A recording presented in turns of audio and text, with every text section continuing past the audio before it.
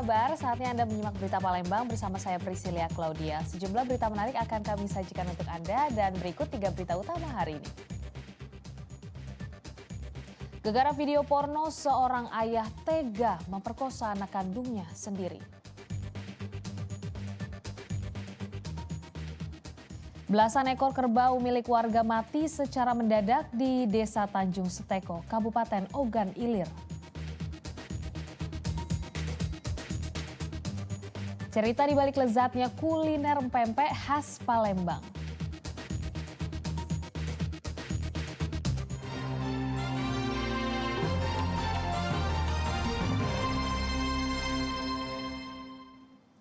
Seorang ayah di Kabupaten Musirawas tega memperkosa anak kandungnya sendiri yang masih duduk di bangku sekolah. Pelaku mengaku melakukan perbuatan bejat tersebut akibat terpengaruh film porno.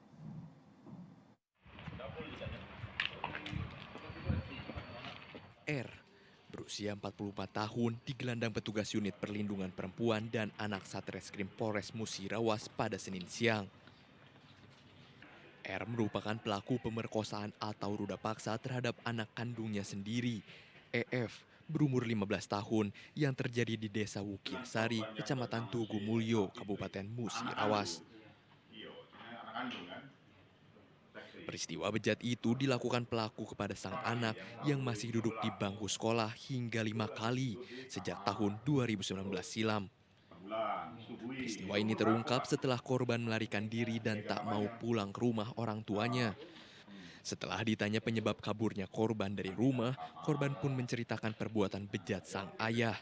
Setiap kali melakukan aksinya, pelaku mengancam akan membunuh korban dan mengusir korban jika tak menuruti kemauan sang ayah. Pihak keluarga kemudian melaporkan pelaku ke Polres Musirawas. Berdasarkan keterangan pelaku, ia nekat melakukan aksi bejat itu akibat terpengaruh menonton film porno. Pemerkosaan itu dilakukan saat sang istri sedang tidak ada di rumah. Korban ditanya kenapa pergi dari rumah, korban menjawab takut kepada bapaknya. Karena dari tahun 2019, waktu korban masih berumur 11 tahun, itu sudah disetubuhi pada saat korban sedang tidur, disetubuhi oleh pelaku, yaitu orang tua kandungnya sendiri. Dan pada saat itu juga pelaku ini mengancam anaknya agar perbuatan ini jangan dilaporkan kepada ibunya. Kalau seandainya dilaporkan, maka dengan ancaman anaknya ini akan tak pateni katanya atau dibunuh. Polisi menjerat pelaku dengan pasal berlapis tentang perlindungan anak dan tindak pidana kekerasan seksual dengan ancaman hukuman kurungan penjara selama 15 tahun. Muhammad Ardiansyah Putra melaporkan dari Musirawas. Dengan korban yang bernama si Eka Fitri, anak kandung. Seorang pria di Kota Palembang menjadi korban pengeroyokan oleh sejumlah pemuda. Akibatnya korban menderita luka di tangan dan kakinya. Ki Agus Rusli, warga Lorong Kotip, Bukit Kecil, Palembang, mendatangi kantor sentra pelayanan kepolisian terpadu Polrestabes Palembang pada Senin siang. Pria berusia 30 tahun ini mengaku telah menjadi korban pengeroyokan oleh sekelompok pemuda yang masih tetangganya sendiri. Akibatnya, korban menderita luka pada bagian tangan dan kakinya. Pelaku yang diperkirakan berjumlah 15 orang itu mendatangi rumah korban sambil membawa kayu dan batu pada Minggu malam. Tiba di rumah, mereka langsung melakukan penganiayaan. Belum diketahui apa yang menjadi motif pengeroyokan tersebut. Salah satu pelaku sempat menuding korban sebagai informan polisi atau cepu. Namun korban membantah tuduhan tersebut. Langsung nyerang nggak? Semalam. Wong bapak pelaku ya? Bawa apa dia? Bawa kayu. Kayu sama batu ya? Kita langsung dipukul. Langsung nggak? Itu di kejadian di depan kontrakan bukan? Di samping rumah nggak? Samping rumah langsung jadi. Tanpa ini lagi ngomong lagi dia langsung mukul itu. Langsung ini sempat ada pembelaan ya. Dilindungi oleh warga gitu. Itu setempat dengan warga setempat. Oh, kita selamat gitu ya. Padahal kita tidak ngelaku ke itu deh. Pasti kak, di situ mayoritas banyak pengangguran.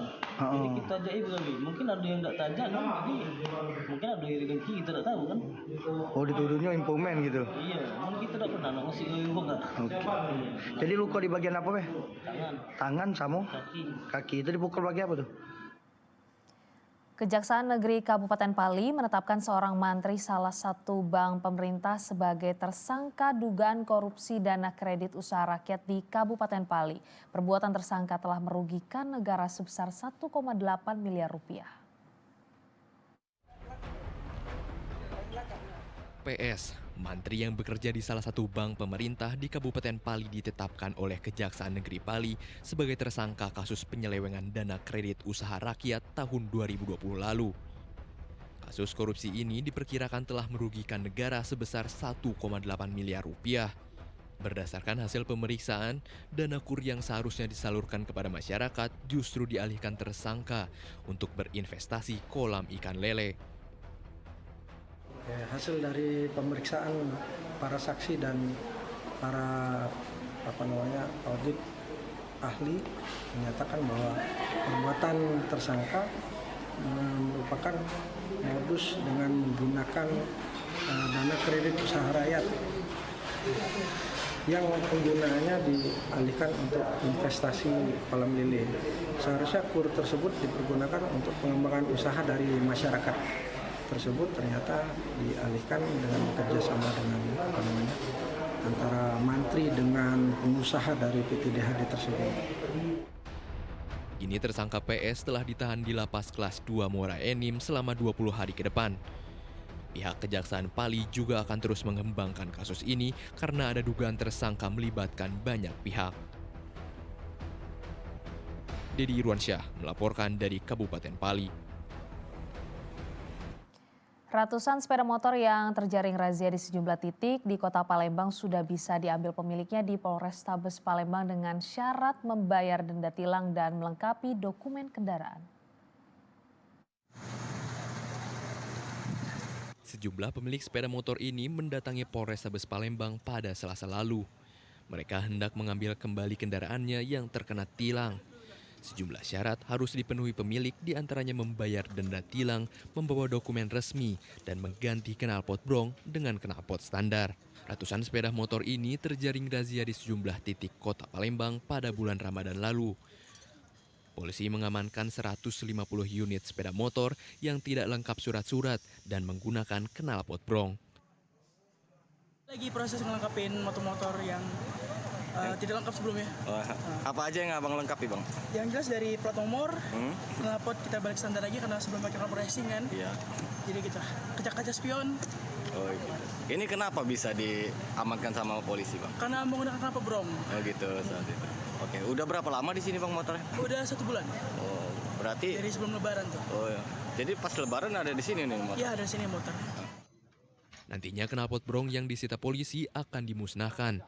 Tindakan ini guna memberikan efek jera agar pengguna knalpot brong dapat berkurang di Kota Palembang.